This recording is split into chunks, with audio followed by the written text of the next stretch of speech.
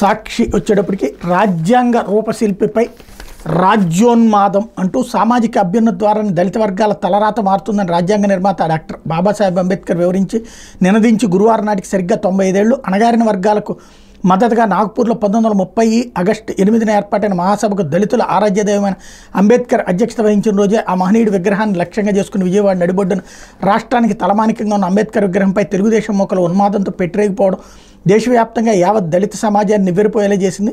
స్వయంగా ప్రభుత్వమే పూనుకుని రాజ్యాంగ నిర్మాతపై దాడికి ఉన్మత్త మోకలను ప్రేరేపించడం దేశ చరిత్రలో కనీవిని ఎరుగని దారుణం. గురువారం రాత్రి కుట్రపూరితంగా అంబేద్కర్ మహాశిల్పం చుట్టుపక్కల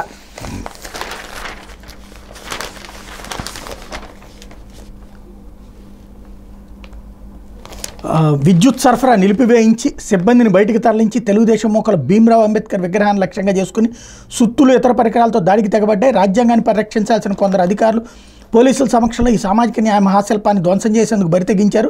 వీరి మాటలను బట్టి చూస్తే ముఖ్యమంత్రి చంద్రబాబు నాయుడు, మంత్రి లోకేష్ ప్రోద్బలంతో ఎంపిక చేసిన కొందరు అధికారుల సమక్షంలో ఇదంతా జరిగినట్టు స్పష్టమవుతుంది. నిజానికి గత సీఎం వైఎస్ జగన్ దీనిపై ప్రత్యేక శ్రద్ధ పెట్టి 404.35 కోట్లతో అంబేద్కర్ విగ్రహాన్ని అత్యద్భుతంగా తీర్చిదిద్దారు. ఆయన చేతుల మీదుగా ఏడాది జనవరి 19ని జాతికి అంకితం చేశారు. అధికారంలోకి వచ్చింది మొదలు పచ్చ మొక్కలు దీనిపై కన్నేశారు. ఇందులో భాగంగానే పైనుంచి వచ్చిన ఆదేశాలతో గురువారం రాత్రి 9 గంటల తర్వాత పచ్చ బ్యాచ్ రంగప్రవేశం చేసింది. అక్కడ ఉన్న వాళ్ళందరినీ బలవంతంగా బయటకు పంపేశారు. అందులో పనిచేసే కొందరు సిబ్బంది ఫోన్లను లాక్కున్నారు. మరికొందరు ఫోన్లు స్విచ్ ఆఫ్ చేసి వెళ్ళిపోమని బెదిరించారు. ఈ తతంగానికి పోలీసులే కాపలాగాశారు. విగ్రహం నలుమూలలా పహరా కాసి చుట్టూ గేట్లు వేసి అనుకున్న పని మొదలుపెట్టారు. ఇంతలో ఈ సమాచారం బయటకు పొక్కింది. ప్రజలు, మీడియా అంబేద్కర్ ఆలోచన పరులు రావడంతో వాళ్ళంతా పరారయ్యారు.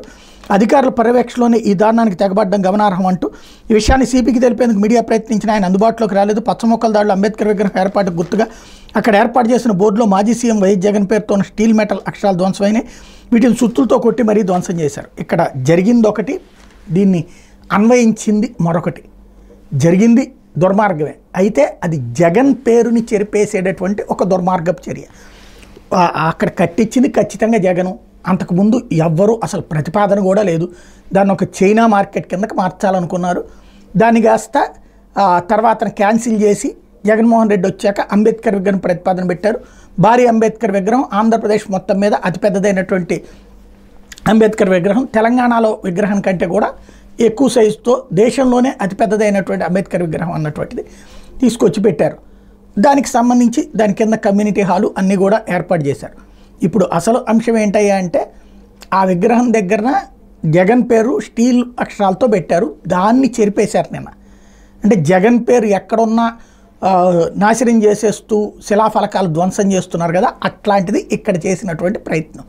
అయితే దాన్ని అంబేద్కర్ విగ్రహం మీదనే దాడి కిందన వక్రీకరించింది సాక్షి. అసలు విషయం జగన్ పేర్లు చెరిపేయాలి, అది తప్పే. కాకపోతే దాన్ని అంబేద్కర్ మీదనే దాడి కిందన ప్రొజెక్ట్ చేసేటటువంటి ప్రయత్నం చేశారు. సాక్షి చేసింది అది ఇక్కడ విచిత్రం. లేకపోతే